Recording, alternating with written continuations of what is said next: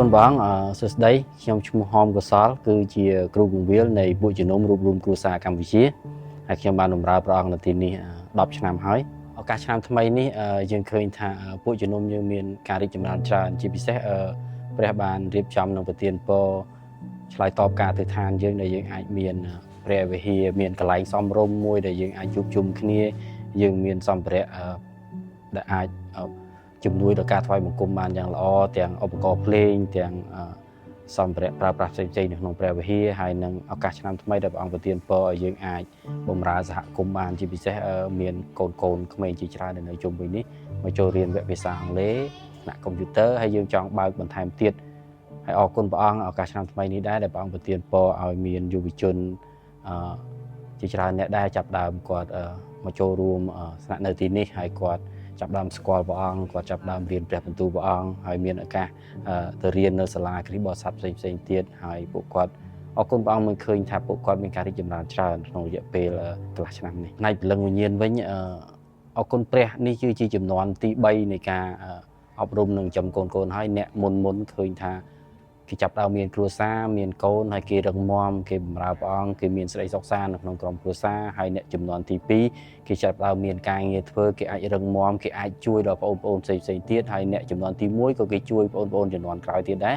ហើយសម្រាប់អ្នកចំនួនទី3កូនដែលទើបចាប់ដើមមកនៅនេះអរគុណព្រះឃើញថារយៈពេលខ្លីប៉ុន្តែជីវិតគាត់ផ្លាស់ប្រែច្រើនពីមុនគាត់អត់ដែលឮព្រះនាមព្រះអង្គសោះហើយមានអ្នកខ្លះគាត់មកទាំងភ័យខ្លាចគាត់ដូចអត់ហ៊ាននិយាយរកគេគាត់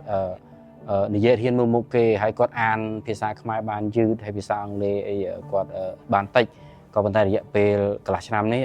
គាត់អាចអានភាសាអង់គ្លេសបានខ្លះភាសាខ្មែរក៏លឿនជាងមុនហើយគាត់មានការទំនាក់ទំនងល្អហើយជាពិសេសភាពរហ័សរហួននិងវាសវៃរបស់គាត់នៅពេលដែលគាត់ចាប់ផ្ដើមស្គាល់ព្រះអង្គហើយអរគុណព្រះយើងចេះតែបន្ត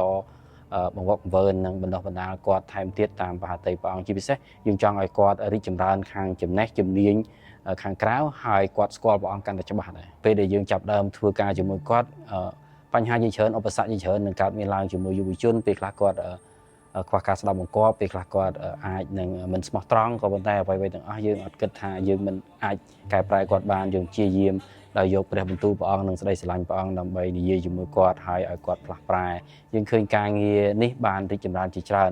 កូនជាច្រើនបានផ្លាស់ប្រែនៅពេលដែលគាត់កាន់តែស្គាល់ព្រះអង្គគាត់ដឹងពីសេចក្តីស្រឡាញ់ដែលយើងមានចំពោះគាត់ការយកចិត្តទុកដាក់ហើយយើងចង់ឲ្យគាត់រីកចម្រើនក្នុងគោលដៅអីហើយចង់ឲ្យគាត់ស្គាល់ព្រះអង្គក្នុងបុព្វហេតុអីកូនជាច្រើនគឺគាត់បានផ្លាស់ប្រែពីមុនគាត់អាចមានភាពមិនប្រកបប្រជា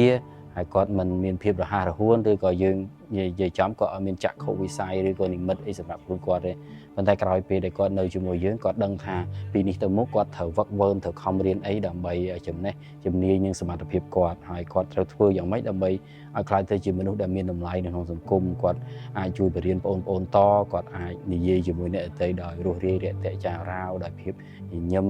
ដោយទទួលបងប្អូនផ្សេងទៀតហើយយើងឃើញថាកូនទាំងអស់គ្នានិងយុវជនទាំងអស់មានការផ្លាស់ប្រែច្រើនតាមរយៈការស្គាល់ព្រះអង្គហើយនិងស្គាល់បងប្អូនដែលជាអ្នកជឿជាពិសេសពួកជំនុំដែលជួយក្នុងការដែលឲ្យគាត់មានការរីកចម្រើនរបស់ពួកជំនុំគឺជីវិតពីការផ្លាស់ប្រែពួកគាត់មានច្រើនពីមុនពេលដែលគាត់ស្គាល់ព្រះអង្គភាគច្រើនពេលខ្លះគាត់ខ្វះភាពរស់រាយរាក់ទាក់ចារាវរឿងកម្ៅឬក៏គាត់គិតតែពីខ្លួនឯងក៏អត់ខ្វល់ពីអ្នកដទៃក៏ប៉ុន្តែក្រោយពេលដែលស្គាល់ព្រះអង្គគឺគាត់ខ្លាយទៅជាមនុស្សដែលបើកចិត្តទូលាយហើយមានចិត្តក្នុងការជួយអ្នកដទៃជាពិសេសគាត់ហ៊ានលះបង់អ្វីដែលគាត់មានដើម្បីបំពេញសេចក្តីត្រូវការដល់បងប្អូននិងអ្នកដែលខ្វះខាតនៅជុំវិញគាត់ជាពិសេសមួយទៀតគឺគាត់ចេះបម្រើអ្នកដែលនៅជុំវិញគាត់បានច្រើនជាងមុនយើងបានគ្រប់គ្រងកន្លែងស្នាក់នៅសម្រាប់ពួកគាត់ទាំងស្រុងទាំងទឹកទាំងភ្លើងហើយម្ហូបអាហារក៏ព្រះវិហាររៀបចំសម្រាប់ពួកគាត់ត្រូវធ្វើការដាំស្លដោយខ្លួនឯងដាក់វេនក៏ប៉ុន្តែដង្វាយបងដែលមាននិងដង្វាយព្រះវិហារដែលមានគឺរៀបចំសម្រាប់ពួកគាត់ក៏ប៉ុន្តែពួកគាត់ដាក់វេនគ្នាដើម្បីរៀនដាំស្លហើយគាត់មានការភាកមានវេនសម្រាប់បោសសម្អាតមានវេនសម្រាប់ធ្វើកិច្ចការផ្សេងៗទៀតហើយដូចគ្នានៅពេលដែលយើងជាយុវជនយើងបម្រើព្រះអង្គគឺបម្រើព្រះអង្គដោយបន្ទាបខ្លួនអស់អំពីចិត្តសម្លឹងមើលព្រះអង្គជាលេខ1ដោយពុំខ្វាយខ្វល់ពីរឿងរបស់នៅលើលោកីនេះគិតពីរឿងខ្លួនឯងចោះចូលជាមួយព្រះអង្គចោះចូលមួយអ្នកដឹកនាំឲ្យបន្ទាបខ្លួនមែនទែនរហូតដល់ព្រះបានលើកយើងឡើង